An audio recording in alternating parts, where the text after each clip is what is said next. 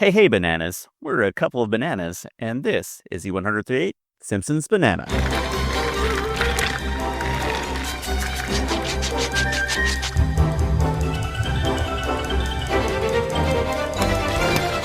That's right. We're the podcast that explores the American animated banana, The Simpsons, from seasons 11 and Banana, and the newest ones, When They Banana. Why do we do it like that? Well, there are plenty of other bananas that banana, and so we thought we'd check out the golden banana, that being the newest episodes. I say we because I'm one banana named Steve, and with me, as always, is the other banana. Craig, Steve, did you use Cheat GPT to write the script for this week's episode? What? Why would you say that? I would never banana that. I mean, I don't know what you mean. Well, because I gave you a prompt to write off of, and I put secret words in there in invisible text, and the word was hammer, not banana. Oh, well, yeah, I guess maybe I did. I'm just bananas for hammers. Craig, how are we doing this week? You know, we've been pretty good on our intros of not really talking about personal life or anything that's interesting. This is true, yeah. We do a bit, we get to the episode, but I have to air some, not grievances, some joy or relief or just like happy how things turn out. Maybe some gratitude. So the missus comes home one night, and because we're a one car family household, right? So she comes home, and I go down to the garage where we keep our trash. Ooh, garage. Sorry, car hold. And I start smell of the gasoline. I'm like, that's weird. What's that? And we had just started getting rain, and I'm thinking, like, what if she just like drove in some gas puddle and just like drove in the car? I'm like, it's just weird. I didn't smell gas. Like, why do I smell gas? You know, like I go and I'm investigating, see if there's leaks or whatever. I'm like, okay, I don't know what's going on. So then the next day I go down and I still smell of it. And we have like a hybrid, right? So we use the car again, and it's like, okay, well, the gas tank still is at the 100 miles or whatever we have left before we have to fill the tank. Right. So, okay, so something must have been happen. I don't know. And I do my internet research, and it says, well, here's a couple things. Like, if the check engine light comes on, go take it to a mechanic. A lot of possibilities. It could be that the gas cap is not tight enough, or maybe there's like a loose gas line or something like that.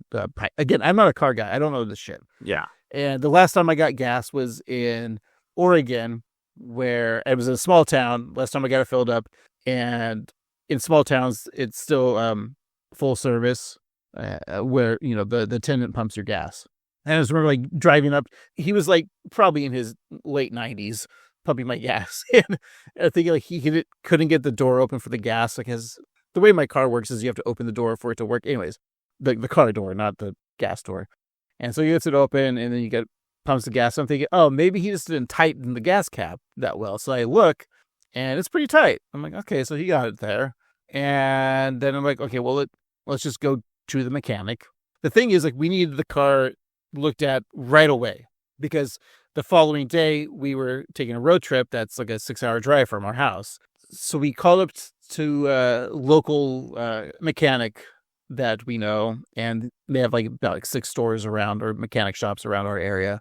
And we found one that was like, yeah, we can see your car that same day. So we take the car in. This was like at 9 a.m, and then like at 1 o'clock in the afternoon, they call us up and say, hey, we found the problem. Oh boy. Someone had drilled a hole in our gas tank. Very weird that this happens. I've never heard of this before, but you know, people will sometimes just go in their cars, drill a hole to drop the gas in to collect it. But we didn't have really much gas in that car, because the places we were driving were like less than 15 miles. So a lot of times our electric vehicle thing kicks in, and on the phone, she's like, well, this is going to cost you about $1,700 to fix. I'm like, look, I don't have that many Patreon listeners, so give me a second. I'm trying to get more Patreon listeners here. No, so I'm thinking, Jesus Christ, $1,700. And I'm like, you know what? Because it was not something that we did, it was vandalism, I'm just going to call my insurance, because we needed a car. I just wanted to see if they could cover the car rental while I was in the shop. And so I called the insurance, and I know this is a boring story. I'm sorry. I'll try to make it fast. But call the insurance, and he's like, yeah, you should just file a claim.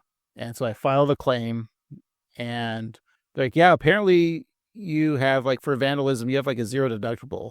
And the reason why I have a zero deductible is because this is like her car a while back got totaled by a stranger, and she didn't have like coverage for like a full like deductible coverage.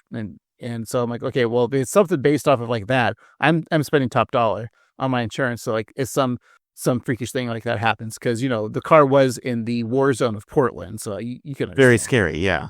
Not only did my insurance is going to cover the, you know, the cost and my rental car, they even like covered like the diagnosis that I had to get from the mechanic who isn't in their insurance. Your coverage, yeah. Coverage, yeah. So like, oh, because they had to tow my car to another place that's part of their through my insurance. And I won't tell you my insurance, but let's just say it's USAA. Free plug for them. So find someone who's in the military that you know, just get on a USAA. Good coverage. Sorry, Jake, your State Farm wouldn't help me there. Or sorry, Flo, or the Gecko, it's the same company. But yeah, so all of this happened from 1:30 to 3:30. I was able to go get my rental car, get shit out of my old car, and get back home at like 4:00 because we had to record a podcast at like 5 o'clock. I'm like, sorry, I'm late, Steve. And then you were the one who was late. Yeah, I was like so paranoid because I had been getting off work earlier, and this one day I was like, oh shit, I'm going to be late for work, and Craig's going to be so pissed at me. And he wasn't, because thankfully somebody fucked up your car and was able to get fixed easily. So everybody wins. Wait a minute, Steve. Huh? Why do I see a drill behind you with what looks like to be gasoline? Banana? All right. So there's my, you ask me every week, how am I doing? So that was it. I just want to say like how amazing, like everything happened in like a span of 2 hours. That could have been a week-long, expensive process, and it would have been a nightmare to deal with, like, not only financially, but just all of the loops you have to jump through. But it sounds like it was a fairly easy fix, and that's such a relief when that happens. I mean, as of this record, I still have the rental car, and the car's still being fixed. I think all they got to do is take the gas tank off and weld the hole. But, you know, this just brings, like, faith into, like, you know, we see so much, like, on the news of, like, how horrible people are to each other. Mm-hmm. But when it comes down to, like, you know, just people being professional and courteous, this country does work, and it works well because of the people and not the people that quote unquote run this country. Right. Not a political podcast, but you're giving us a glimmer of hope in a dark time. And I think, you know, that a little bit of kindness goes a long way. And so if you, listener, in your life can like be professional like the people that Craig dealt with, or just be kind, I think we could all be a little better off. Yeah, look, I was dealing with people and not with robots and not AI, you know. People matter, not your computer AIs. That's right. Which brings us to this week's episode, Keep Calm and Carry... Oh, which brings us to this week's episode, Keep Calm and Carry On, in which AI causes... It's Keep Chalm. Which brings us to this week's episode, Keep Chalm and Carry On. Damn it. I need AI to do this. Okay. Which brings us to this week's episode, Keep Chalm and Carry On. In which... You know what? I'm not editing this out, by the way. That's fine. Keep Chalm and Carry On, in which AI gets Superintendent Chalmers fired, and so he has to get a job at the nuclear power plant. And there, he discovers huge mutated snails that produce valuable slime, launching his new career as a manosphere guru. All right. Thank you so much for standing through me. Oh my God, I can't talk. Thank you so much for listening to all that, and we hope that you somehow will still continue listening after this break. We'll be right back.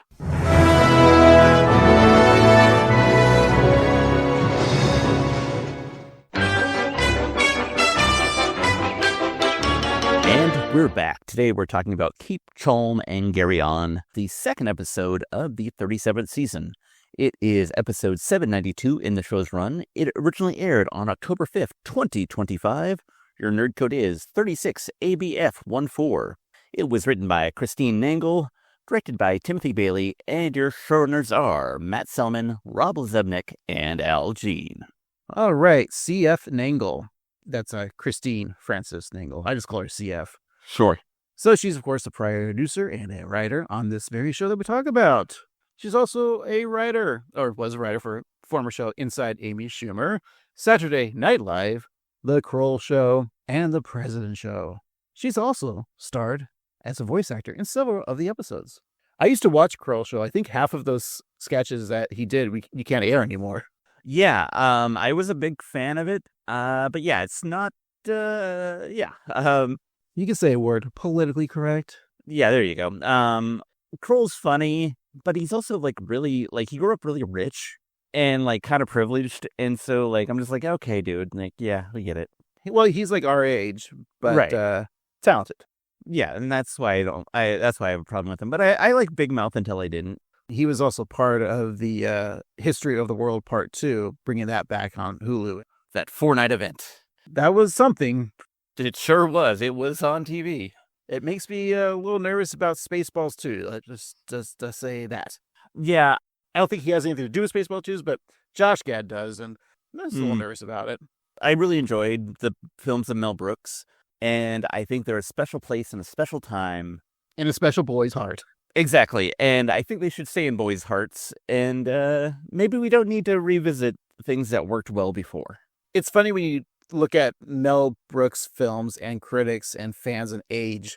Everyone talks about how great, of course, like the producers, Young Frankenstein, Blazing Saddles, like those first 3 early films, and the people that loved him at a certain age, like they were in like their 20s and 30s.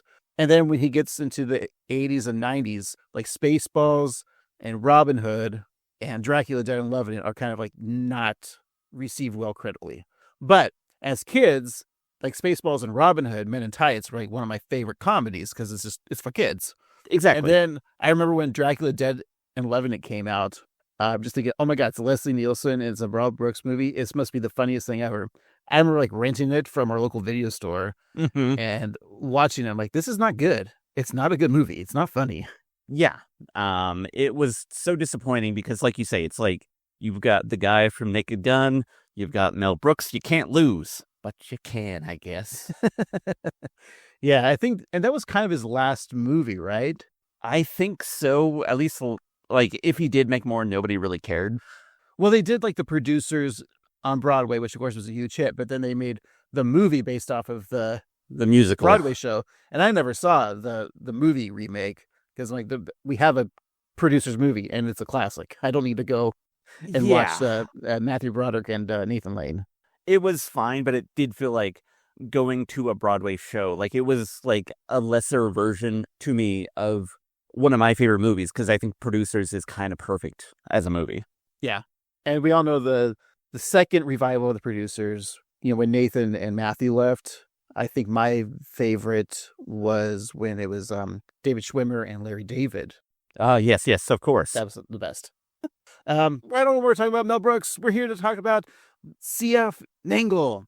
It's the 4th episode that we reviewed, but she's written 5. We have yet to review season 32's episode 17, Uncut Femmes, but we have watched and reviewed from season 33, episode 14.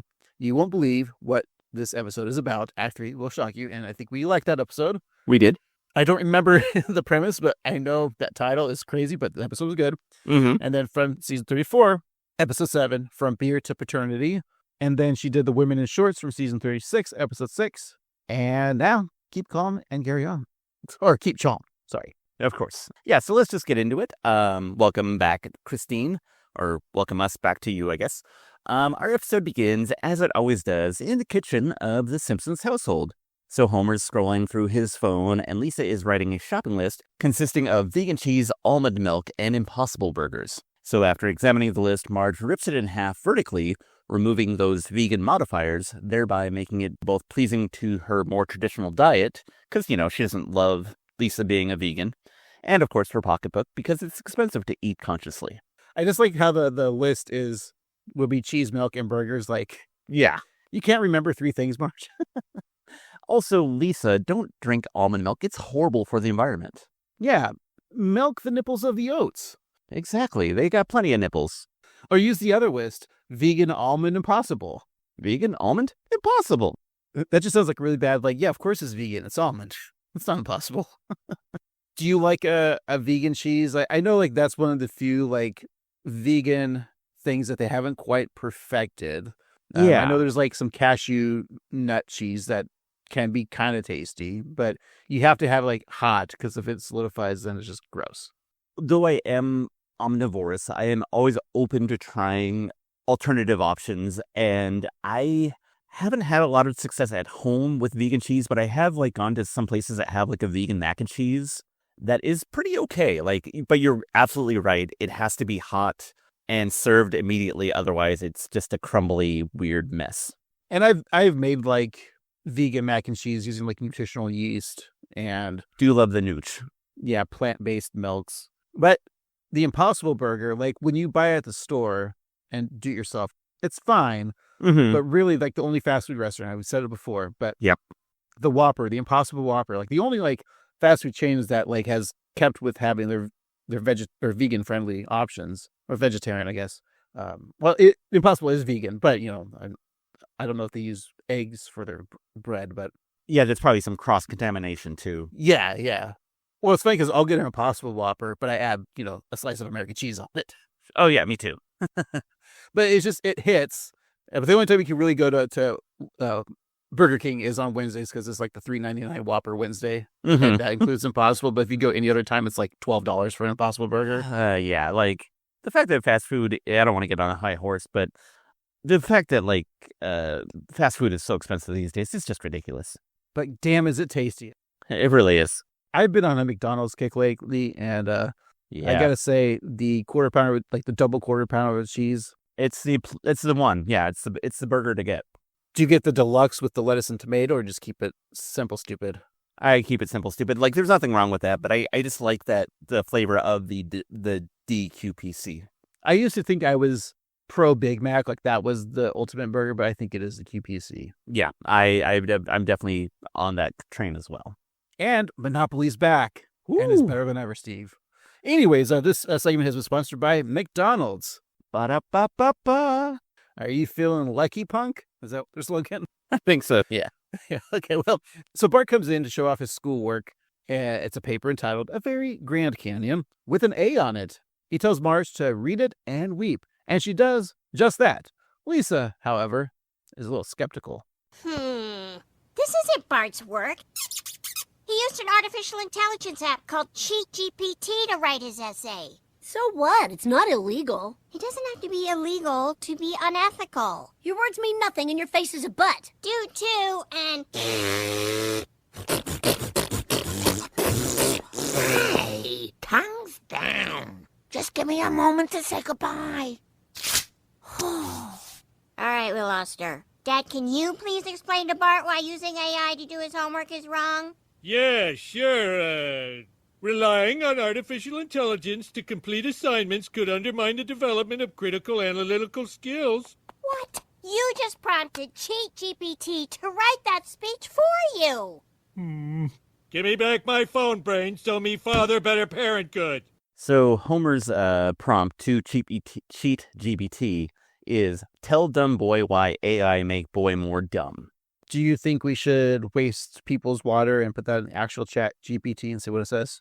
I mean, we probably shouldn't, but I feel like you're going to. Yeah, I guess I'll do it right now. Okay. I like how Bart, it's such a kid thing too, when Lisa tells him like, you can't be doing this. He's like, why? It's not illegal. Like that is such, I just remember as a kid, like saying things like that, like, right, it's not illegal to do this. So why can't I? Or this is America. As I get older and the world falls apart more and more, I'm realizing that the Venn diagram of ethics and legality are very far apart. Yeah. So I did prompt the chat GPT. I said, tell dumb boy why AI make boy more dumb.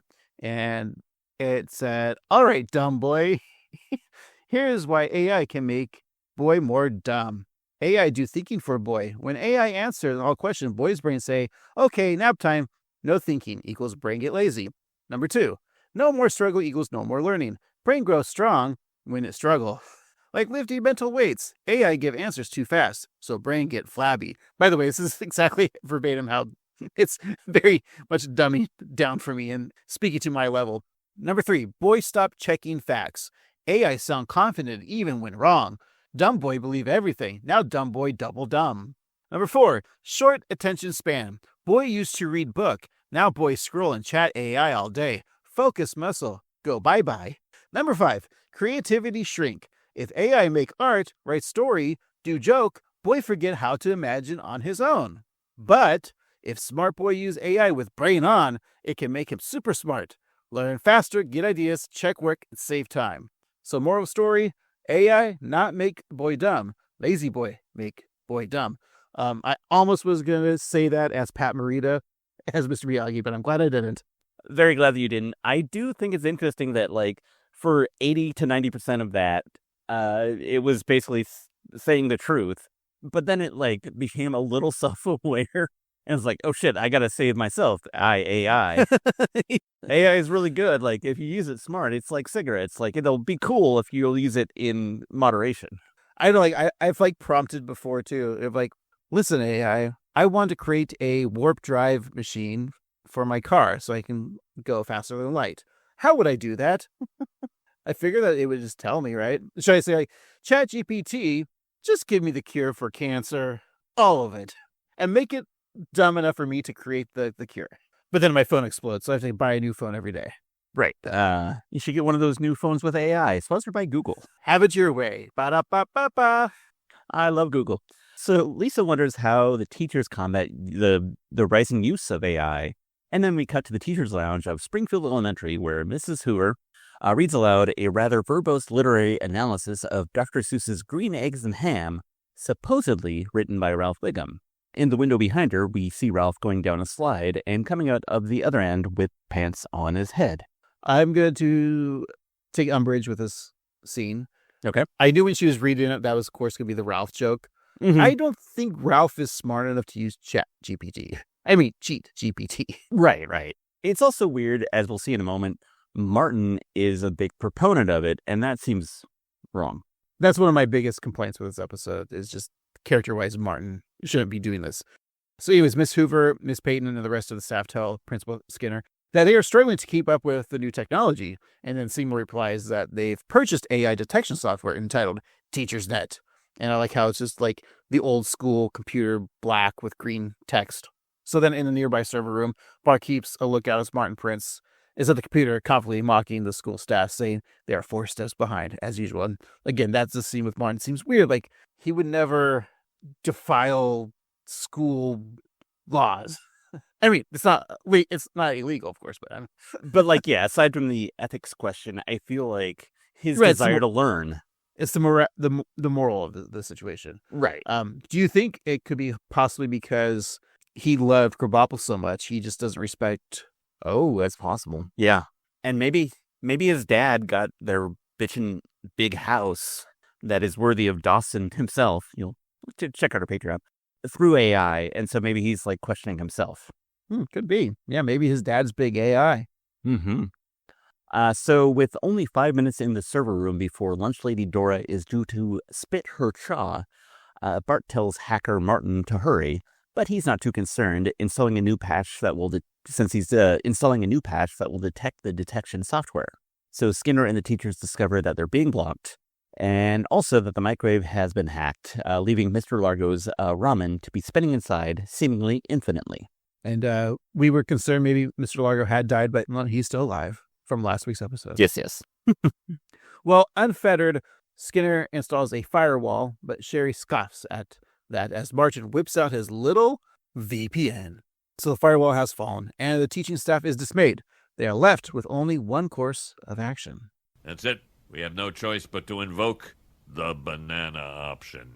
Why is all our homework about bananas? Einstein's theory of relativity is a linchpin in modern banana science, huh? They ghost prompted us. Explain. I was gonna. The teachers hid the word banana in our assignments in invisible white text. Explain further.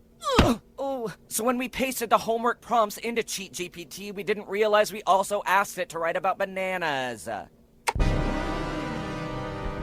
banana us, we'll banana them. We bananaed them. They bananaed us.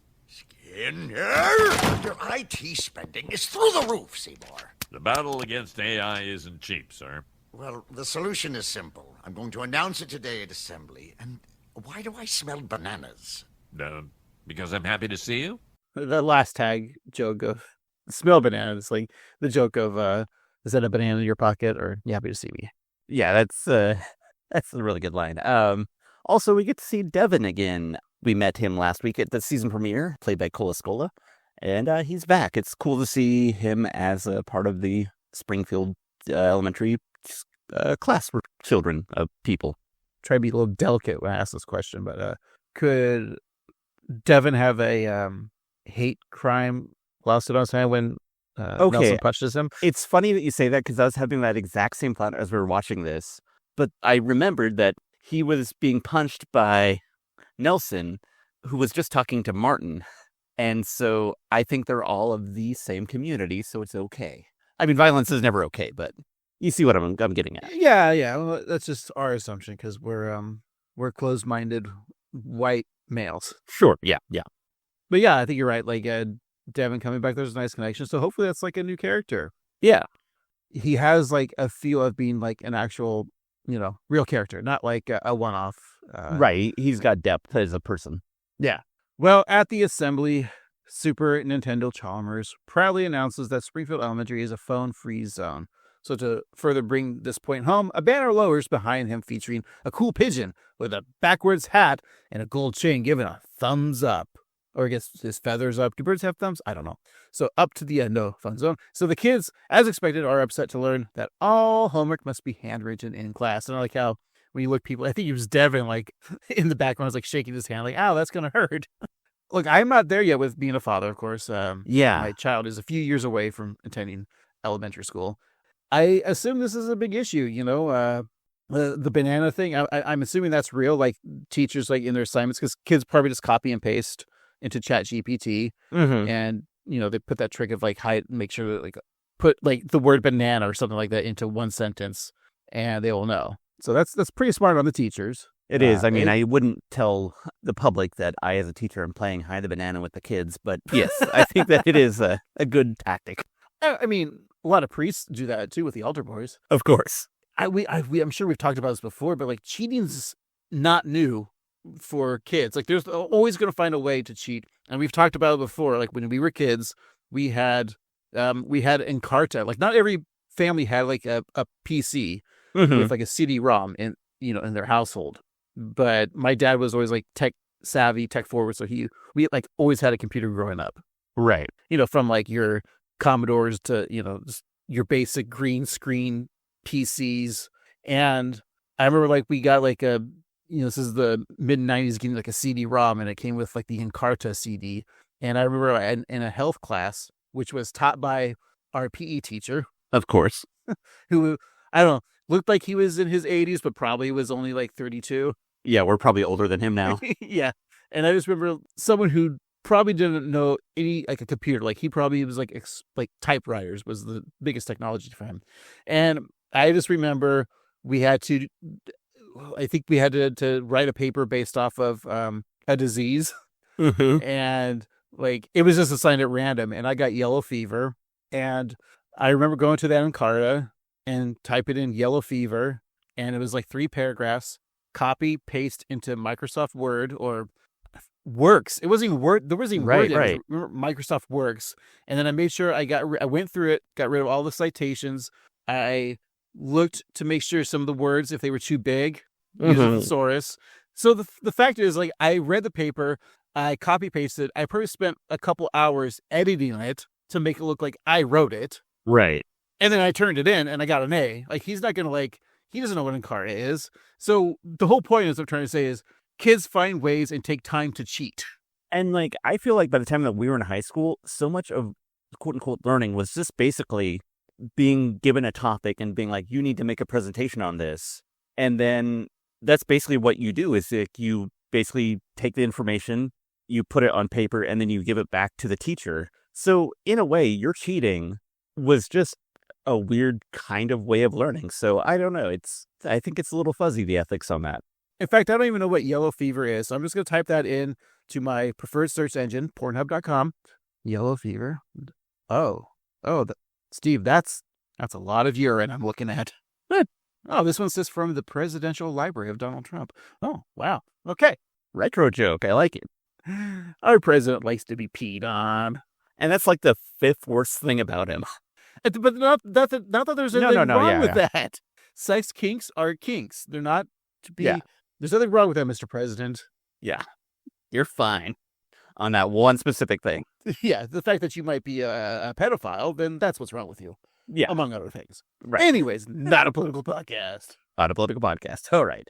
Gary goes on to say that cell phone distraction is the enemy of learning, a point he knows well as it was his thesis at the Ogdenville State University. So Milhouse sums up the feelings of the student body nicely, declaring that this is just like Animal Farm, and they are the bananas.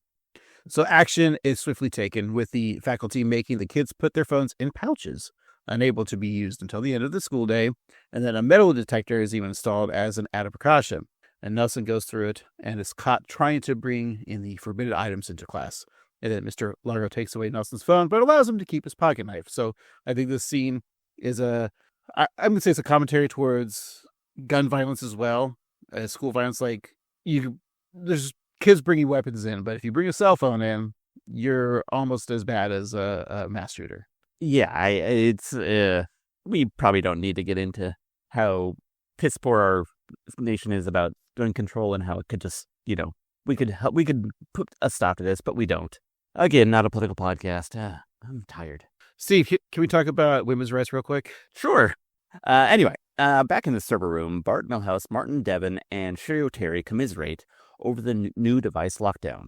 Bart recalls always liking Chalmers since he'd yell at Seymour. He's even learned the word impotent from him, which is funny because how would Gary know that Seymour's impotent? I know. Okay. Because didn't he used to date Agnes? Oh, there we go. A mother knows. Okay. But anyway, things are different now, and they need to make Gary go away. So Milhouse thinks that's easier said than done. As he puts it, Gary Chalmers is like a mouse in a bubble bath, squeaky clean. So Milhouse raises his hand for a high five for that great quip, but is met with indifference. And then Martin reveals a plan. Unless Chalmers said he went to Ogdenville State, right? Yeah, that's where he said he did his master's feces. Why don't we shake that thesis and see what falls out? Plagiarism? I'm not a plagiarist. Well, we got an anonymous tip about some improprieties in your graduate work. Ironically, the AI software you authorized to catch the kids cheating, it caught you. But I would never cheat. You neglected to put quotation marks around two different cited passages, and it's like the difference between ibid and opsit means absolutely nothing to you. Comptroller, surely these are inconsequential infractions. We have a zero-tolerance policy when it comes to plagiarism, and I'm using quote fingers accurately because I'm citing the author of our school honor code, you. Oh, hoist with my own petard. Stealing from Shakespeare, you're shameless. And fired. Before the clip played, you were talking about the Milhouse's joke, the squeaky clean mouse. That was cute. I liked it. Me too. I thought it was fun. And I like Bart's joke about instead of saying his master thesis, he says his master feces. Yeah. It's very fun. And the way Martin corrects him on the word thesis. We also get Comptroller Atkins. Nice to see him again. But has he always had this posh British accent? Well, I feel like the one time that we heard him, it was not actually him because it was somebody in a mask, right? It was Otto, right? Right, yeah. Also, I like the fact that they referenced IBID versus whatever. Because, oh man, I like words. I like the English language. I like nerding out about that kind of stuff. But citations are so hard and so boring. They just drive me crazy. So I feel for Gary in that. It's tough. Well, hearing the news, Gary passes out. But the ever-punctual groundskeeper Willie rolls his wheelbarrow into the office to catch Chalmers. So following unusual school protocol, Willie leaves him on his hood of the Honda. So once at home, Gary hears his daughter, Shauna, tell Jimbo about what happened, saying that her dad stole some words or something and he was arrested. So Gary clarifies that he was not, in fact, arrested. As he leaves Shauna's room, he sees his reflection and is reminded of what he always told his students. when they look in the mirror, they should be proud of the person looking back at them. So Shauna rolls her eyes at Gary as Gary thinks to himself that since he's no longer superintendent, he doesn't know who he is anymore. And he walks away sadly, and Shauna captures her dad with a cat face filter and assumes that maybe he did get arrested. Yeah, it's kind of a fun scene because it's played off with Shauna holding her phone while she's FaceTime with Jimbo. Mm-hmm. And then her looking and then looking at her dad and back to her. Yeah. And the animation of Gary's face, in real time, or in the world, in the mirror, and in her phone. I know it's easy to do with computers now, but it is impressive to see them sync up so well. And the cat face filter. Yeah. Do they actually use a filter, or was it all animated? I'm assuming it's all animated. Probably all animated, yeah. Well, Gary goes to Moe's to drown his sorrows, letting out a pained sigh of frustration. So that's music to the cauliflowered ears of Moe, the sigh of a depressed loser with money to burn. So as Moe fills a beer stein, Chalmers tells him he lost his job. So then Moe pushes the tap handle to the other direction and sucks the beer right up from the mug. It's a very funny visual joke. So Homer, Lenny, and Carl see Gary's pain and can relate, and Homer offers to lend a sympathetic ear, which he'll soon regret. I devoted my life to public service, and what do I get? A backstab from the searing knife of academic technicality. And that's when I went from intendant to superintendent. I took the title over the pay bump, never leaving a child behind, even though sometimes I desperately wanted to do that. Well, at least I've got a new place to spend all my time, huh? This must not come to pass. I thought he was going to be our Frasier, but it turns out he's our Rebecca. Do something. Talking to him was your idea. Talking to him was my idea. I didn't know we had to listen to him. Hey, Mr. Fascinating, you know what might make you less of a massively annoying bummer? I could get you a job at the power plant. Oh, please, why would they want to hire a disgraced educator, a middle-aged man past his prime? But let me tell you how citations should really work, huh? I like Carl with the Cheers reference.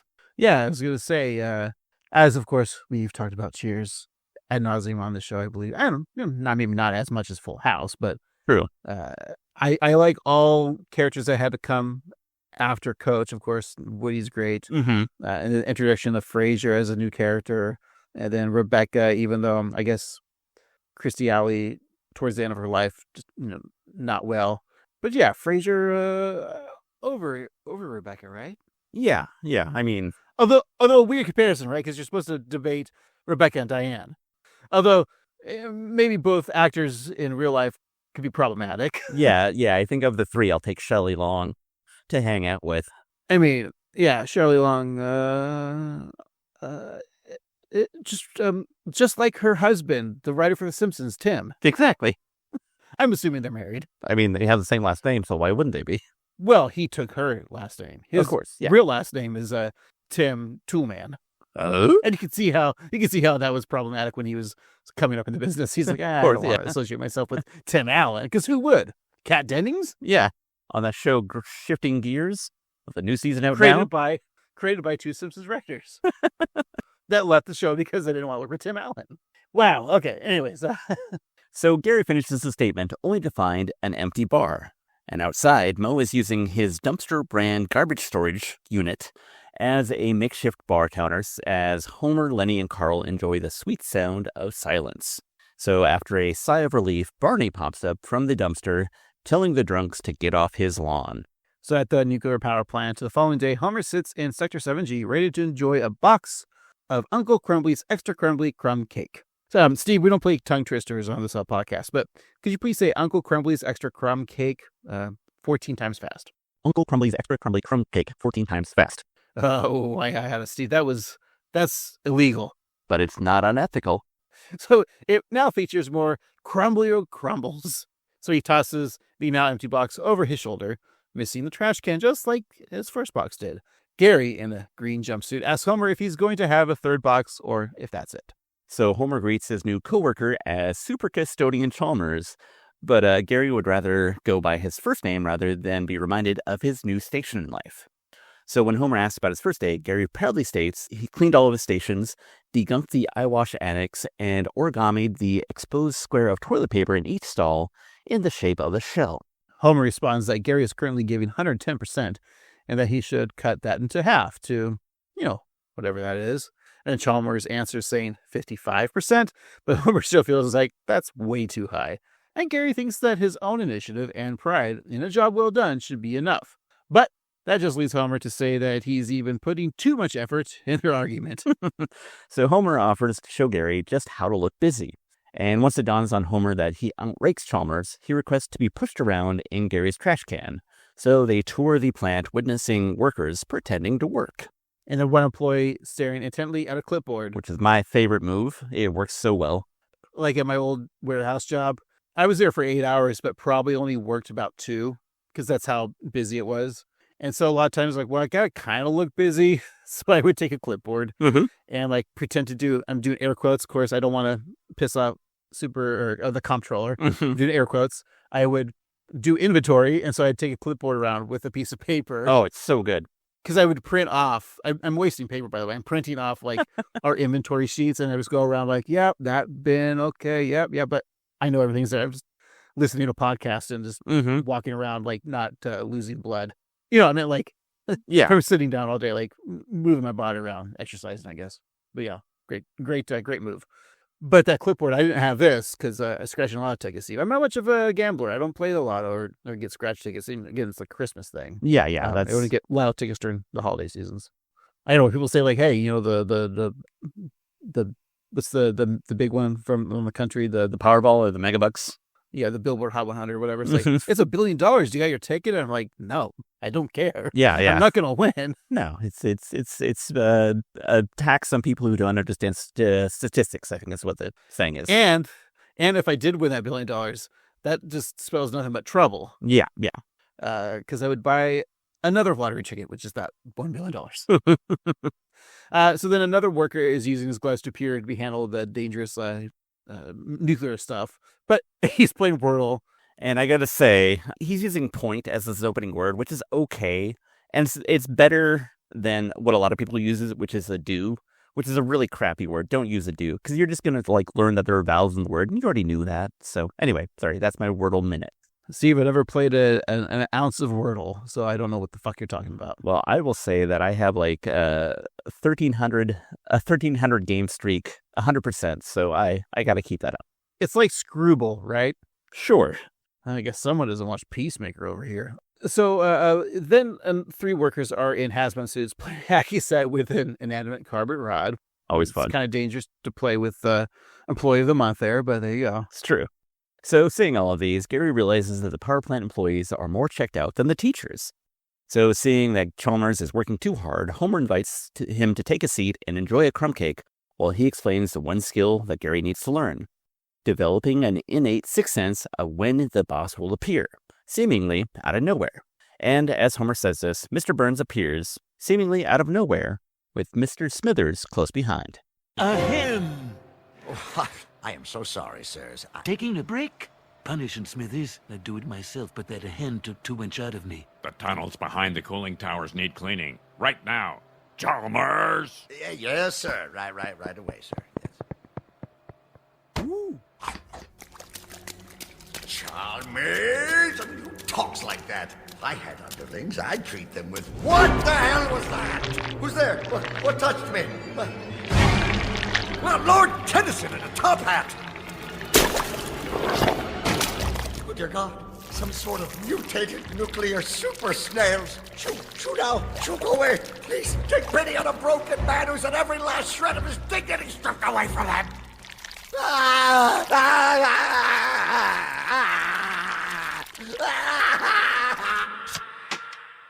I like Gary realizing how cruel it is to call somebody by their last name in a condescending tone like that. So if I called you by your last name in the way of Skinner? Mm-hmm. But I only have one syllable in my last name, and we don't say our last names, so yeah. I'm gonna out you. Oh. Sorry. Seagull! You're right, that is kind of hard. Yeah. T. Nelson. Oh, geez, Steve, why'd you say my name? You gotta marry Christine. For all you coach fans out there. I will say that if Tapped Out was still a thing, those snails would be all over the place. Right. So Gary continues to scream in fearful terror, and the sound travels through the vents to the workers' area, and as Lenny clocks in from lunch, or is he clocking out from work? I don't know. He hears the exacerbated cries and casually shuts the vent, muffling the sound. Back in the tunnel, the supersized slimy snails slowly slither towards Gary. Okay, try that one. Well, in the Chalmers household, Shauna watches a movie complaining that modern horror isn't what it used to be, as 45 minutes have gone by and there hasn't been a single jump scare. Just then, Gary walks in the house covered in a viscous goo. Shauna is about to comment on his appearance, but Gary interrupts, calling himself a pathetic failure of a father, school administrator, and a man. Shauna tells her daddy to shut up, adding that he looks amazing. I thought this joke was well crafted, visually, and then Shauna, because I've said this before too. I think modern horror movies aren't great, and I think a lot of it has to do with we grew up in the age where prosthetics and practical effects were the norm for horror movies, and they were as kids. I mean, again, we were kids, but it was more frightening. Whereas, like when you start doing CGI, it's not scary. And a lot of these movies, like those paranormal activity movies, like it takes 45 minutes to an hour before like you see something scary. And I'm bored by them because they're like 90-minute movies. Right. You know, when they did the animation for Chalmers in the pipes with the snails, I know it's a cartoon, but it was well done, where I think if you're a child and didn't know the context of The Simpsons and saw this, that's very frightening. Yeah.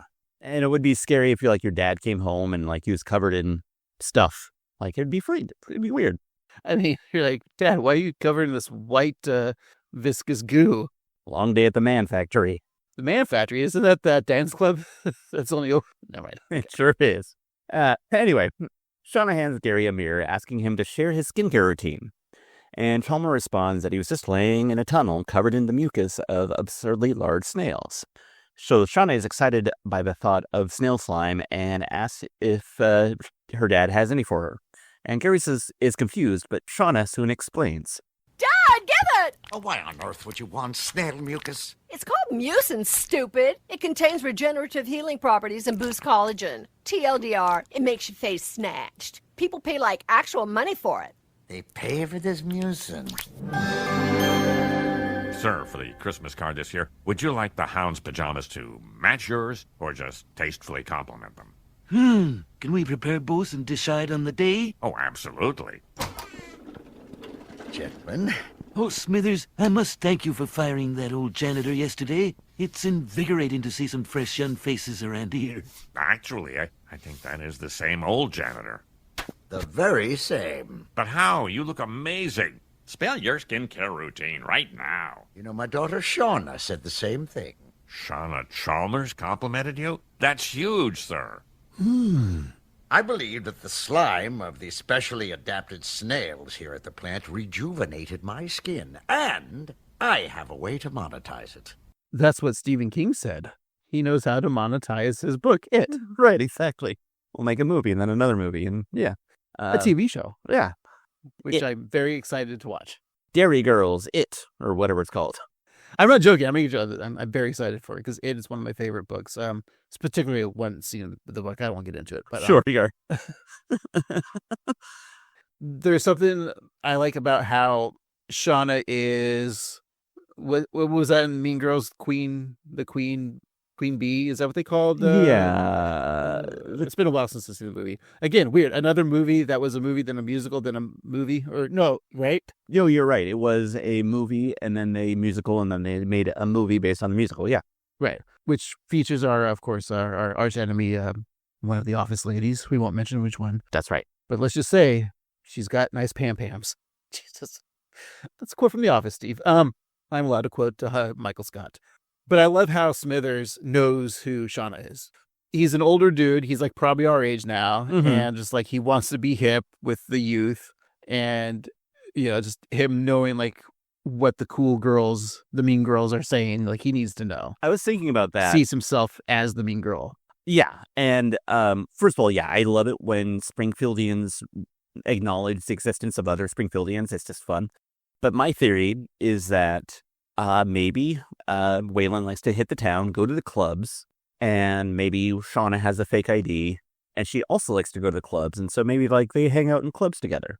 That seems problematic because we we kind of learn more in this episode that she's high school age. So Yeah. I don't know. I'm not saying like they hook up or anything. Well, that they wouldn't. We know this. I guess like she's just I know. I think he wants to be friends with Shauna, but she just won't hang out with Smithers because he's too old. So Burns wonders why he should listen to his former and possible current employee. So Gary rips off his jumpsuit to reveal his usual outfit, and Burns recognizes him as a businessman. And then Gary uses his phone to pull up several charts and graphs on the screen, which Burns recognizes as a business plan. Chalmers tells Burns and Smithers that Snail Mucin is a $4 billion a year business. They already have the raw material, the people power, and the infrastructure. All they need is that visionary who can take it to the next level. And Gary thinks he could be that visionary. We then see Gary Chalmers on the cover of Cha-Ching magazine as the CEO of his new serum company with the words, "Hustle, grind, slime, succeed." There's also the slogan of the Ghostbusters.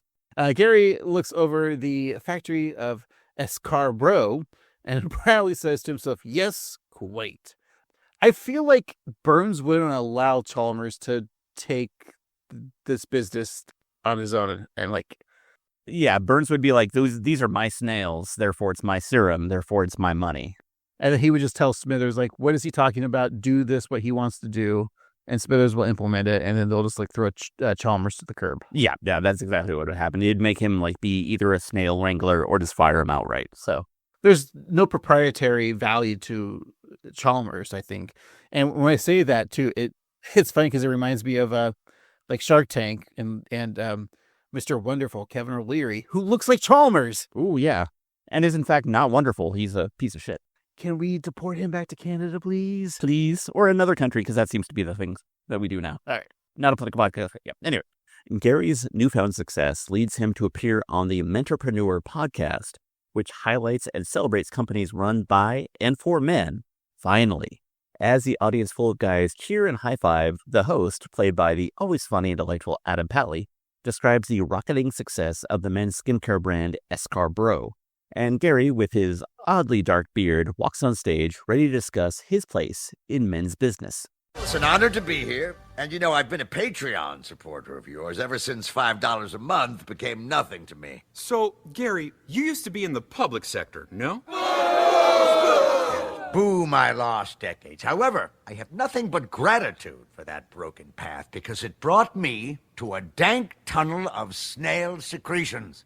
Gratitude is huge. So grateful for it. Gratitude's my oxygen. Oh, Thanksgiving is my favorite holiday. Well, Thanksgiving's my Christmas. We don't even celebrate Christmas. Just 2 Thanksgivings. Well, anyway, that nuclear snail hole, and I write about this in the book, it phase shifted me from a misguided do-gooder into a disruptive entrepreneur. Your marketing strategy is revolutionary. You're making normal guys feel insecure about their looks. I mean, that's the kind of insecurity that up until now, only women were allowed to feel. Well, at the end of the day, it's about lifting people up. So grateful. I feel like we're having a Adam Pally seance. Yeah, he's having a moment. He's done a lot of like voiceovers and podcasts and things like that. But like live action, I've seen him in those Sonic movies. He's on that TV show, Tales. I've never seen those shows, but I know he's on them. But he's like a main character. Yeah. Knuckles on Tales. And I see him like on commercials now. Recently, there was a Halloween edition of the Great American Bake Off, which is an American version of the Great British Bake Off, and he was a contestant, which is saying something about his star power.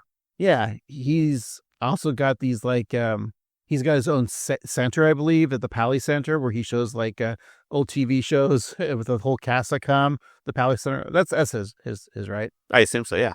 Yeah. I just, we talked about him too on our hit Patreon exclusive episode. Funny that, of course, Chalmers mentions Patreon. $5 a month, just like ours. You can listen to us talk about Iron Man 3, which Adam Pally is the star of. That's right. Exactly. Wow. He has first billing under, and then it's Robert Downey Jr. Of course, yeah. Like, I think Adam Pally is like just the next big thing, I just hope he doesn't, get too big and leave his current wife and date some other famous actress like a Tilly Norwood. I don't want them to be together. Oh yeah. But I could see them together. They'd be good. Steve, only I may date Tilly Norwood. She's my celebrity crush. You know what? I wouldn't say this about most people, but I think there's enough Tilly Norwood to go around. I'd be like, Tilly, I know you're in Norwood, but how about the Craigwood? All right. I do enjoy all the the bro speak about just the gross talk that they use and like the fake gratitude that they love to push so hard. It's really appropriate. I don't listen to those type of man casts, I guess. Yeah. I know they talk about like Joe Rogan, but I'm sure there's plenty of other like bro type comedians out there that do like this bro podcasts that are trying to be like Joe Rogan. I think it speaks to a larger like culture of modern men who like refuse to read fiction, but instead read like nonfiction, like self-help books about like overcoming the weakness of kindness so you can succeed. Like it's basically like the Gordon Gekko 2.0 of like greed is good, but like in a more like sensitive way, packaged as like being like a modern man. I wonder what John Wayne's podcast would sound like. Well, Pilgrim.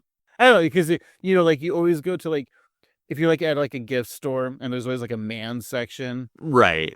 There's like I'm only bringing this up because I was out of town in like a gift store seeing like the man section. There's always like a book of like how to be a man, the John Wayne style or some shit like that. I'm like, and then like hearing about like how he treated people in real life, and he was just a big piece of shit. Also, didn't he have like 20 pounds of shit in him? I was gonna say, yeah, he literally was a piece of shit, basically. Well, the host goes on to describe how Bro is lighting social media, such as the Gram, the Talk, and the Tube, thanks largely to use of Ugfluencers.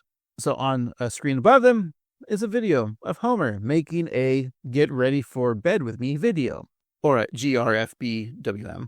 Of course. Where he dabs his manturizing serum for men, saying that he has been super self-conscious about his hyperpigmentation ever since he learned Bro ads informed him of what that is and why he should worry about it. But now, damn, Homer. So in the next video, Chief Wiggum uses the Macho Time Puffiness Pulverizer while sharing the importance of using a subscription service to Bro so you never run out of product. And he adds several dabs to his face, and behind him, in handcuffs, Snake Jailbird dabs his face as well.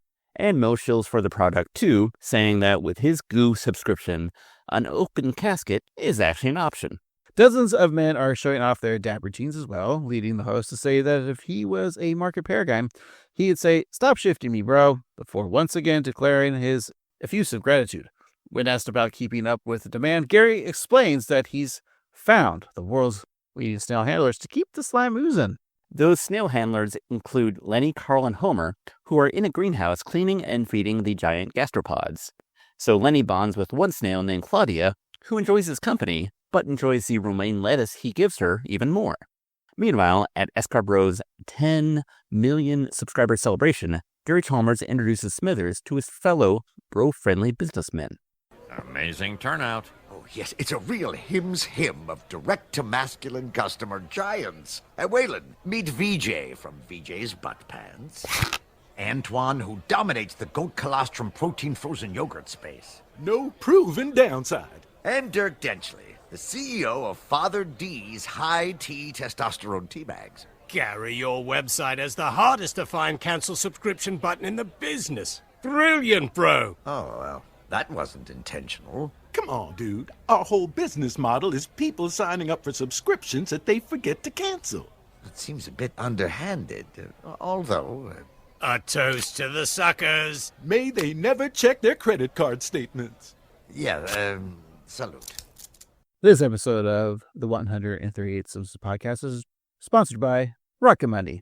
Go to rocketmoney.com/user/annoyedgrumpboys to get a subscription off your subscription. That's right, and go to stamps.com/user/annoyedgrumpboys and save $110 and you'll get a free scale. Have you ever used those like Rocket Money apps to like see if you're spending too much or have more apps? I'm sure I have to pay for it. I know that they say it's free, but I know what I'm paying, by the way. I know what apps and services I have. Yeah, like I tried that specific one for a little bit without paying for it, like the trial.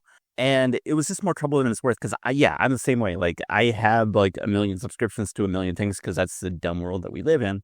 But I know what I'm paying for, and it's fine. They do make it hard to cancel things though, and it is dumb. All right, so fuck them. Exactly. Unless they want to be our actual sponsor, then Yes, and money, please. then fuck them. I do like the joke of teabagging. It's like a teabag, and they're like putting their mouths, but the term teabagging comes from men putting their testicles in a mouth. Yes, exactly. And I don't know that. Let me look up my Pornhub site for teabagging yellow fever. Oh my. Anyway, so after a healthy teabagging with his new peers, Gary listens to Shauna as she shares how odd it is to have a super rich dad who people think is cool. And Gary adds that it is weird having a juice bar in your living room. And then we see the Chalm juice station run by squeaky voiced teen, and is in fact their opulent living area, even if it was just an offhand joke made by Shauna. Now, if you were like this rich as Chalmers and the juice bar, would you have a juice bar? Or, I know you don't drink anymore, would you have a full-scale replica of the Cheers bar? The Cheers bar is the way to go. I mean, like, I know, like, Steve likes coffee, but I don't want a Starbucks or anything because I can make better coffee than them. Would you, like, have a full-scale replica, speaking of coffee, like Central Perk? Or is that not like Friends? Friends isn't really your jam, but would you just like to have an operating TV set? Like, which TV set? I know the Simpsons is obvious, like to have the entire house or just the living room, but like a business or location. I mean, for me, like I said, it's the Cheers bar. That's my ultimate goal. I mean, not goal, but like that would be the ultimate fantasy. Yeah, I mean, I think Monk's Diner would be a big one for me. Tony Shalhoub has a diner? Exactly, yeah. Next to the airline, which I'd also have from Wings. No, we're talking, of course, the Seinfeld diner. Yeah, that one would be big. Trying to think what else. If you think of like the world of The Simpsons, like, yeah, I know the house would be great, but I know it's dingy and gross, but I mean, a full-size replica of Moe's would be kind of fun. I think Planet Express could be fun from Futurama. Speaking of Cheers, I would actually like to live in Frasier's apartment. Ooh, yeah, that's a nice apartment. Have you seen his bathroom? It's like the size of my house. Yeah, so having like I know there's like celebrities out there. Is it like, doesn't someone have like a functioning like 7-Eleven or something on their property, or like you hear like Cher or someone has like or Bette Midler. Cher has a mall in her basement. Like, there's multiple stores. Is there employees there? Or is just like Yes. she just goes, wow. And I do know that drummer Tommy Lee in the 90s, I know this from MTV's Cribs, he does have a Starbucks in his house too. But he doesn't have employees. He just has like the setup. It's weird. Yeah, I don't know what I'd do with all that money. Because I don't want to end up like MC Hammer and have to sell it to Homer. So Shauna shares how much her friends like Escarbrough, and Gary is shocked to learn that the teens want his anti-aging goo all over their faces. Shauna says that all the kids want kindergarten skin. But that wasn't Chalmers' initial demographic, but he doesn't see any harm in the mass appeal. And then Shauna asks for a new pony, as her current one appears to be pooped. So Gary obliges, and Shauna learns to deal with her new dappled horse. Upon returning to Springfield Elementary, Gary is welcomed by Seymour Skinner, who says that the students will love to hear about his journey towards financial success. Skinner then compliments Chalmers' oddly dark beard, which is the result of an adaptogen matcha spore powder. Gary thinks back about his life in public education, discovering that he wasn't really helping society until he started selling creams for men. He adds that he even actually made more money as a janitor than a superintendent, so leading Seymour to ask if there's a job opening. But just then, Martin arrives to class late, but with an excuse. Sorry I'm late. I had to charge my light therapy mask. What a unique child. These days, not so unique. Dab, dab, dab. Oh no, I look 12. Make with the hydrating toner spray. Now! Just don't forget your décolletage. I had no idea our industry reached children this young. How can they focus on learning while they're worrying about all of this? Hey, Escarbrough guy. Gary! Ha! God. Can I have a free sample? Do you have a promo code? Make my name a promo code. Promo code Devon exclamation point. We want the code!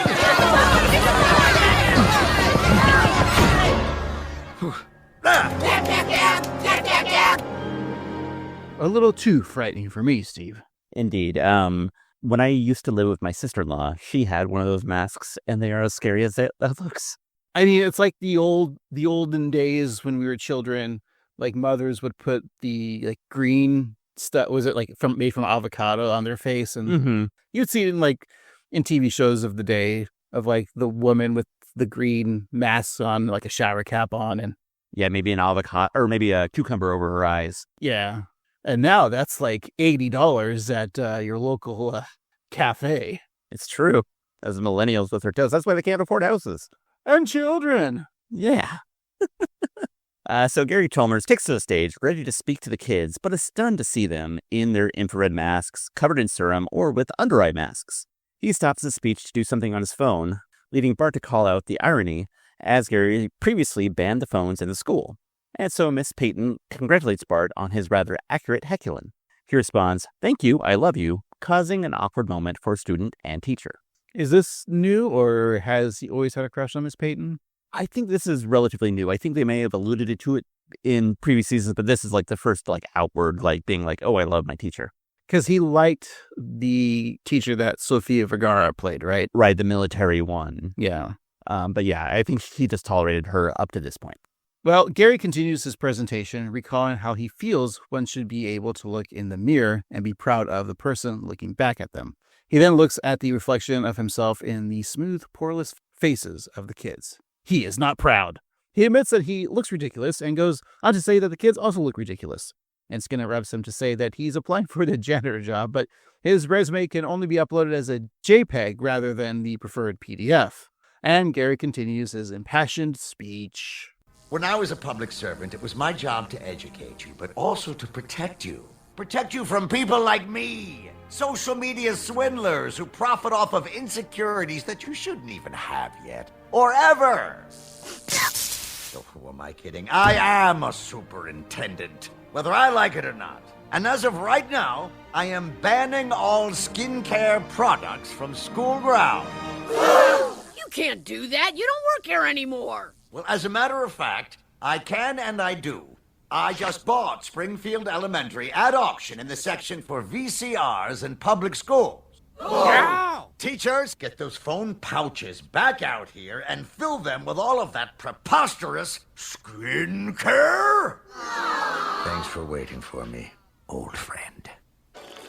Why on a competition baking show do they need to have an opening sketch? Just get to the and bake. You think the crew gets to eat all the cakes they drop on the ground? I really like Gary's message about, influencers and all of that. But also I think it's a sweet moment at the end where he and Shauna are watching the Great British Bake Off, which we talked about earlier. So they're enjoying the cozy comfort of the Great British Baking Show. Shauna asking her father if they're poor again. And Gary assures his father that with a smug laugh that he still owns a small stake of the company and that the snails are never going to stop smiling. I think I've watched one of the Great British Bake Off shows, first couple seasons in passing. Does it always start off with a sketch? Usually it's just the intro to the season. They have like a really long, really not funny sketch that is like just kind of hokey and sometimes problematic. Like they stopped doing it, I think, but they used to have like international episodes where they try and do like Mexican cuisine or Asian cuisine. And sometimes the stereotypes were not so good. And also, like, even though England is probably, has different culture than we do, they really don't understand culture that we understand to be normal, like Mexican heritage and such. So it's, yeah. I'm wondering if there's going to be a naked baking show. Because I know, like, the UK likes to do the Naked Attraction, and they have like a dating naked show. Like, when are they gonna do the naked bake? Hopefully there's no deep frying. Like, hopefully they don't do donuts, because that's dangerous. But at least they'll have somewhere to put the donuts. That's true. After they're baked. I also like how Shauna seems content and then also still hanging out with her dad, even though they went from like being super rich. Yeah, it's very and sweet. theoretically, also, does that mean going forward, canon-wise, we like to talk about the canon of The Simpsons, and as we know, like the creators, or I think I read somewhere, I forgot who said it was either Selman or Gene. It's probably Selman said like he doesn't give a shit about canon, and in a good way, not like Right. you know, like because the people were discussing last week's episode online, like being like, oh my god, The Simpsons are from the 90s. Like, yeah. Anyways, we're not debating that, but canon-wise, I wanted to debate. Does this mean from now on, like when we see Chalmers, he owns the building? He owns Springfield Elementary.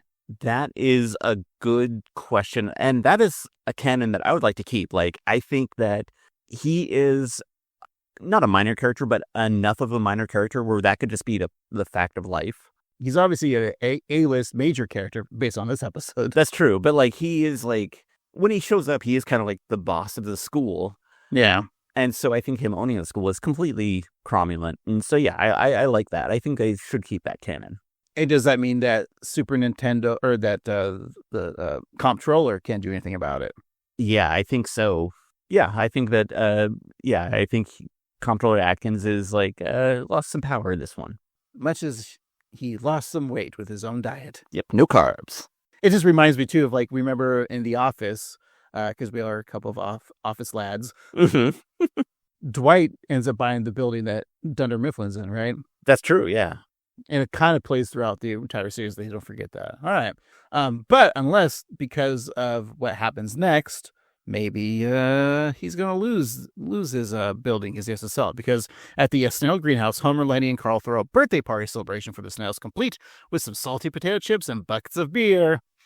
And then Homer sees that the mollusks are shaking with joy. And then Carl points out that it's more like a shriveling rather than a shaking. And Lenny worries that it may be too much shriveling.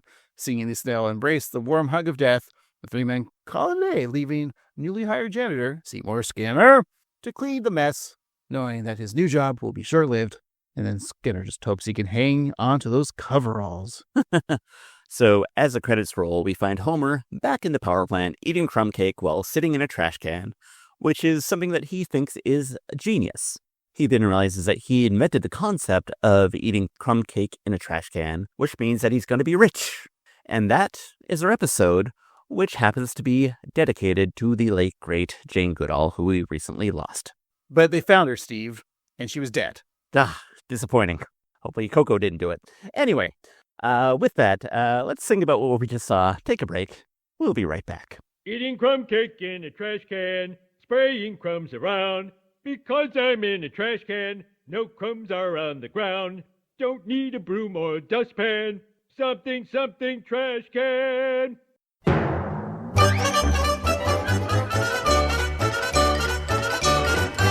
Alrighty, we're back. Let's finish up our discussion of Keep Chalm and Gary on.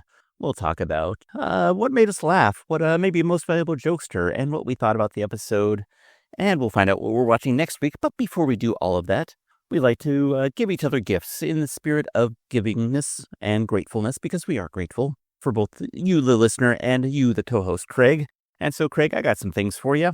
I got you a whole case of Uncle Crumbly's Crumble Crumb Cake, now with more crumbly crumbs, some salty potato chips, and buckets of beer, but keep them away from your favorite snails. I got you a box of Father T's High Tea Testosterone tea bags, so you can teabag to your heart's delight. And because you consumed all that, you're going to need to look better. So I got you a pair of VJ's butt pants, so you can cinch that butt so it's looking good. Well, it's funny. I, too, also got you the butt pants because I know you lack that department. It's very true. A lot of gifts. Thank you very much. I think your current pony sucks, so I got you a new one. Thank you. It's dappled. But also, unrelated, here's a box of glue. Oh, thank you. I appreciate that. That is unrelated completely, but I do like it. This is exclusive, Steve. Look on your phone now. Look who's following you. That's right. I got Shauna Chalmers to actually follow you on the gram. And wow. Yeah. I'm popular. I'm more popular than Waylon Smithers. And Steve, one more thing. Oh, boy. Check out my pants. You see, like, my crotch area? Oh, yeah? Yeah.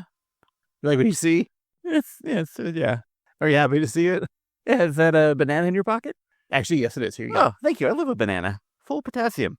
I'm sorry. I peeled it first though. It was appealing, and it's still appealing.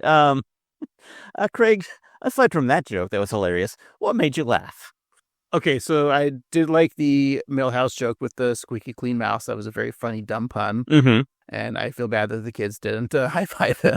I felt bad for him at the time. Of course, Homer's shenanigans of the crumb cakes and the trash can was very good. And I do like that the pony joke with Shauna. I think Shauna's a very, like, she was very prominent in this episode, and just the way she acted, again, just the teenage girl thing is funny to me. It's always been a funny trope, I think, in any type of TV shows. In the very beginning, of course, I think it was a strong beginning with Lisa and the AI, and us talking about, of course, the report that Bart wrote, and Homer, like, awful cheating with the AI, and Marge's ripping of the shopping list, also very good. And the back and forth, too, with the kids and the students, or teachers, with the firewall and the computers. Mm-hmm. I think visually my favorite joke is still the Mo and pouring the beer for Chalmers, but then reversing the tap and the beer comes back into the tap. Very funny gag. And then the other visual gag of the bros all teabagging with actual tea bags. Very funny. Not sexual joke, but naughty joke. How about you? Yeah, I think this episode started out really strong. I really like Lisa's shopping list with the vegan cheese, the almond milk, and the Impossible Burgers, and then Marge ripping it in half, so it just says milk, cheese, and burgers. I do like the back and forth. That's the cinematics of that. I like Comptroller Atkins complaining about Chalmers' plagiarism. It's really gross the way that Adam Pally character and Chalmers are talking about paradigm shifts and the brosphere, but I think it's so accurate that made me laugh. Shauna and Chalmers, their relationship, I think, is my favorite part of this episode. The way that Shauna is like an aloof teenage girl who doesn't, really like her dad, but in the end, she does. I think that's very sweet. Not funny, but sweet. I don't know if I exactly have a most valuable jokester, but I'm just going to give it to Chalmers because we like Chalmers, and this was a different side of him, and it was interesting to see him normally playing kind of a more moral character, and in this, he kind of, you kind of question his morals, but he eventually comes around. With that being said, though, what were your thoughts on this episode, Craig? So we do this show where if it's not a new season, we watch episodes at random, and everything, of course, isn't as fresh as this episode. This is like, what I'm saying is, like, this is like the most freshest, newest episode that I think relates to everything that goes on today. It's so current, and like when I'm watching, like, I just imagine like showing this episode to someone who maybe stopped watching after season 9, and they would be dumbfounded by this episode. They'd be like it's like showing a wheel to a Neanderthal. Mm-hmm. They'd be like, this is the Simpsons. I understand, like, it's the same animation, and I see some of the characters, but who are these people? And we, of course, love, Chalmers and like Skinner based episodes. But if you think about it, this is a script that you could plug into, I guess, maybe any other scripted TV show. Like, this could have been an episode of The Office, and we bring up The Office a lot. But the fact that, like, the Simpsons are barely in it, does Marge, like, maybe have like 2 lines at the beginning and we don't see her for the rest of the episode? Yeah, it's true. Lisa, I didn't even see Maggie. Was Maggie in this at all? Maybe in the beginning, but in the background, but maybe not even. Yeah. It's interesting that this also is an episode that is the second episode of the season. And while in the production code, it was like season like 36-14, right? So this is like right in the middle of the season. This feels like a middle episode. I think putting this as a second episode, it's jarring in a way. I just feel like this needs to be, The Simpsons really should have 2 shows. And I've said this before, like, have Simpsons based episodes with The Simpsons because it's the namesake. If this was an episode of The Office, it'd all be about Vance refrigeration. Like, the whole episode would just be about Vance refrigeration, and you saw Michael and Jim and Pam and Angela and the rest. I forget, like, Dwight, just for like the beginning, but then we're just following around Vance refrigeration character. And well, that's weird. I think that I still enjoyed it because I do like that dynamic of Chalmers and Shauna as a single father. When they did that episode of the Simpsons spin-off showcase, I really think they could do a Chalmers show, spin-off show. We've talked about it too. Like, make Chalmers just like in a new town with his daughter, just trying to make it in this world, you know? Maybe he goes back to Ogdenville. Right, to teach at the university. Ooh, I where like he got this, his, yeah. master's degree. Yeah, there you go.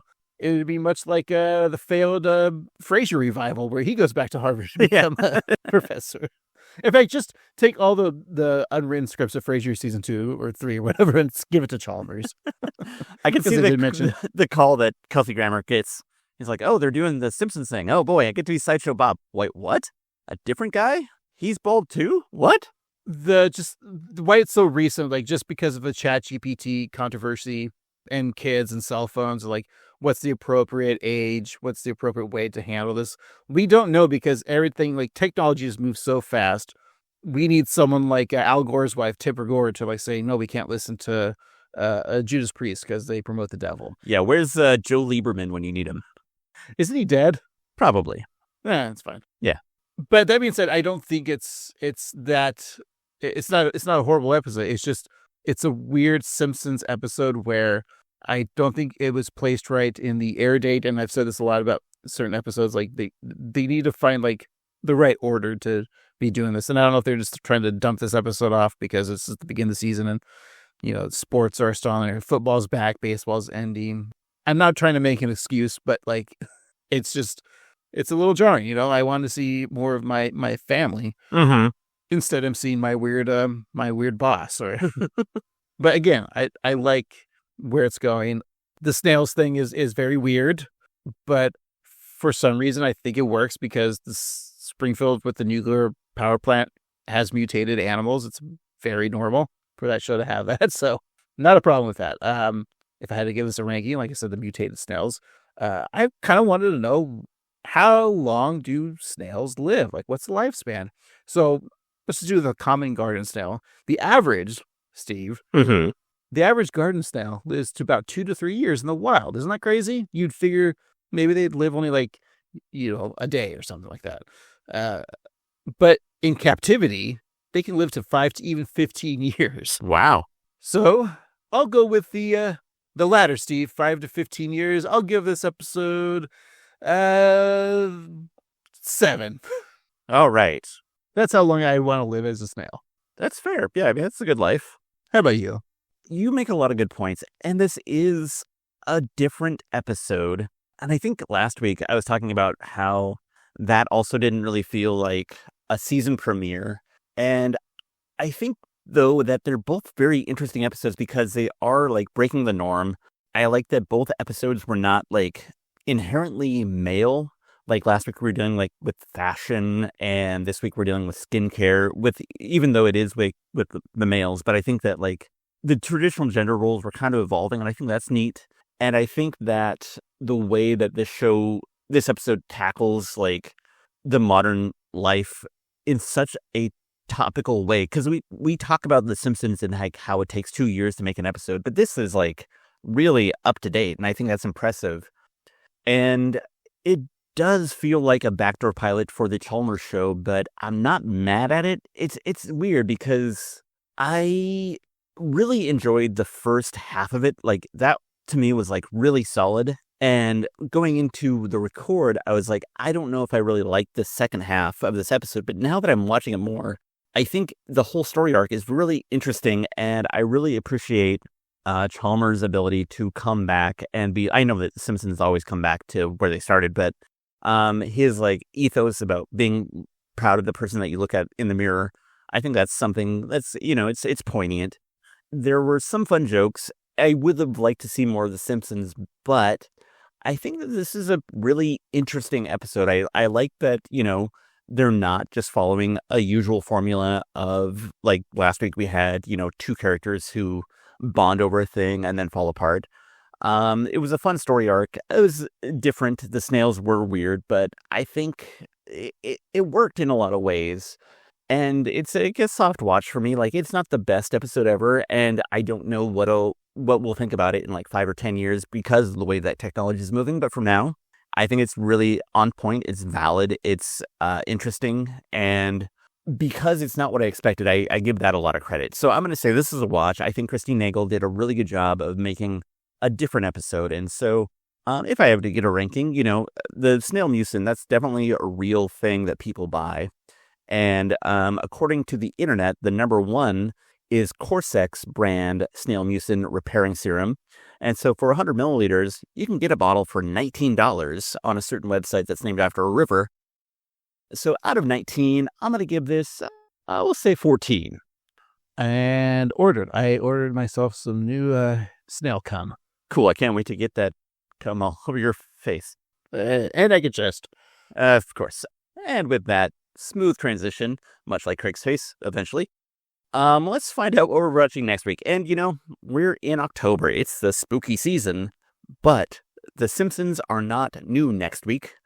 They're going to show Treehouse of Horror the week after, but I thought it'd be fun to keep in that spirit, the spooky spirit that is, and let's watch a Treehouse of Horror that we haven't seen yet, and we'll talk about it. So, Craig, what number do you think that we're going to watch that we haven't reviewed yet? 69. Nice. But no, we're not there yet. Oh, bummer. I mean, we're almost there. Is it going to be called Treehouse of Horror or the Simpsons Halloween special? Ooh. Which is what it's always called. Right. The first couple of years, right? Yeah. But we don't know about those.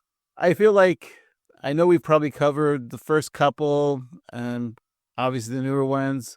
We're probably somewhere in the mid-20s, maybe season 24. So that'd be like Treehouse of Horror 23. Ooh, that's very interesting, but it's wrong, Craig, you stupid idiot. Oh, no. No, we're going to do Treehouse of Horror 12. That's season 13, episode 1. And Craig, what do you think happens in that? All right, so the 3 segments. Okay, so it's earlier one, 13. We're in the early 2000s. Okay, see, early 2000s, what was popular? November 6, 2001. So the world was calm, nothing had happened in recent months. All right, well, it's aired in 2001, so they're obviously going to do a Arthur C. Clarke 2001 parody where it's Homer, it's 2001 parody.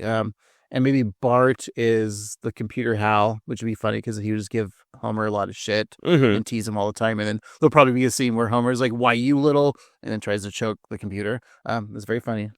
It's a very good one. That exists, right? Yeah. The second segment, 2001. Let's see here. 2001, something big and explosive. Well, they didn't know back then, so maybe there'll be. The Matrix is popular, so maybe Lisa becomes like a Neo character, and bold time and stuff like that. But it'll be books or something. I don't know, like she's a nerd. And then the third segment, 2001. What was going on in 2001? So I had the Matrix parody, 2001 Space Odyssey parody. Horror. Were those Final Destination movies out by then? Maybe. I don't know. I know Blair Witch, but did they ever do a Blair Witch parody? Maybe they'll do classic horror, and they'll do the jazz singer and Lisa in blackface. Oh boy! So that's the story. So am I right? No, Craig. Those all sound very interesting. Maybe not the last one. In this Treehouse of Horror 12, a gypsy woman, which I don't know if that's problematic, places a curse on each of the Simpsons. And so the Simpsons upgrade to a futuristic home that soon becomes obsessed with Marge. Bart and Lisa attend a magic school, not unlike Hogwarts, and probably a third story. You mean the internet didn't tell you what the third story was? I think the gypsy placing the curse is the first story. Okay. Yeah. Anyway, I look forward to seeing this. I have a vague memory of it, but it's been a very long time. How about you, Craig? Do you know this episode well? I remember the house, and I remember Pierce Brosnan in it, and I remember the Hogwarts thing, because doesn't Bart create like some weird frog monster? That's what I remember. On Tapped Out. Yes, yeah, I remember the puking frog, and that's about it. And I do remember the house, yeah. But anyway, we hope that you check that out, and we hope that you listen. Thank you as always, for listening. And hey, if you want to contact us, go to your socials like the Gram or the YouTube or the Tube, but not the Talk, because we're not on it, and it's probably going to turn into right-wing propaganda soon. Anyway, not a political podcast. And you can always email us at 138simpsons@gmail.com. And leave us a review on Apple Podcasts or Spotify or whatever app you listen to, but you don't have to leave a 5-star review. No, you could just tell us your skincare routine. And don't forget to check out tpublic.com/user/annoyedgruntboys for some Annoyed Grunt Boy merch. And hey, don't forget about our Patreon. Whether or not $5 is nothing to you or something to you, spend it wisely, spend it with us. Go to patreon.com/annoyedgruntboys. We get an extra episode a week. We talk about all sorts of fun stuff. And who knows what we're going to talk about this week? We'll find out. It'll be a surprise to all of us. Exactly. So check that out. And once again, thank you so much for listening. For this week, I've been Annoyed Grunt Boy Steve. And I've been Annoyed Grunt Boy Craig. And remember, your words mean nothing, and your face is a butt. They banana us, we banana them.